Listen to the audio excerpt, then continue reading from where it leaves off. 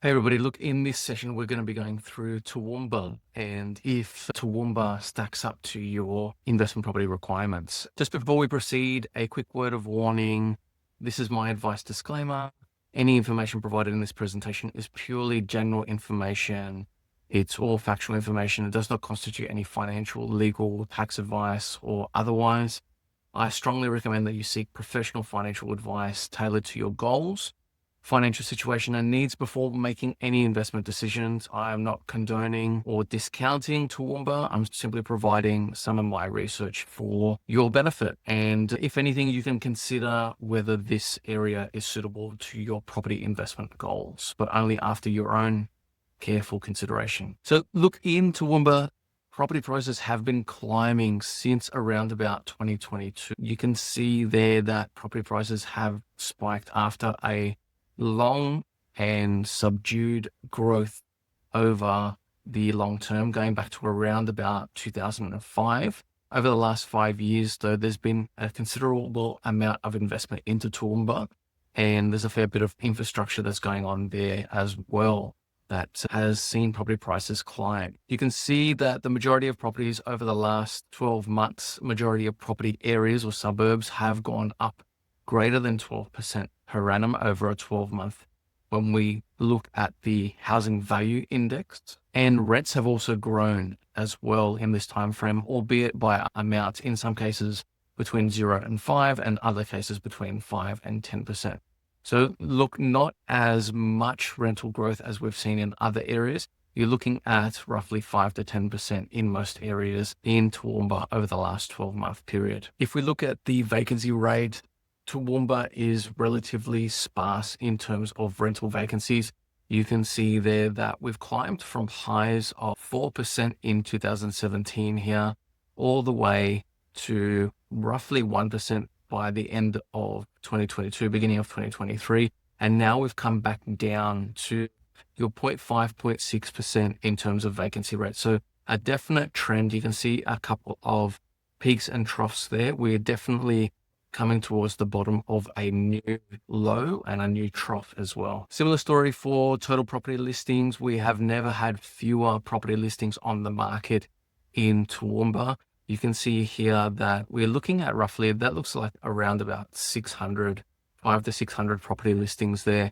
Never fewer. You can see even in 2010 when we had sub 900, it has never been this low. So in terms of overall property listings, you can see there's a couple of trends there. Overall, property isn't lasting long on the market. Generally, the majority of properties are between 0 and 30 days, and then 30 and 90 is relatively sparse. There's a few properties that are between 90 and 180, and then fewer properties at less than 180 days. In terms of rents, you can see the rental growth there. Similar story from roughly 2020 onwards. Rents have been climbing, and we can see over the last 12 months from our analysis there, it's been relatively decent at a 5 to 10% rental growth. The number of rental listings themselves are at a low. It's not an all-time low. An all-time low would have been in 2022 when we had sub 200 rental listings.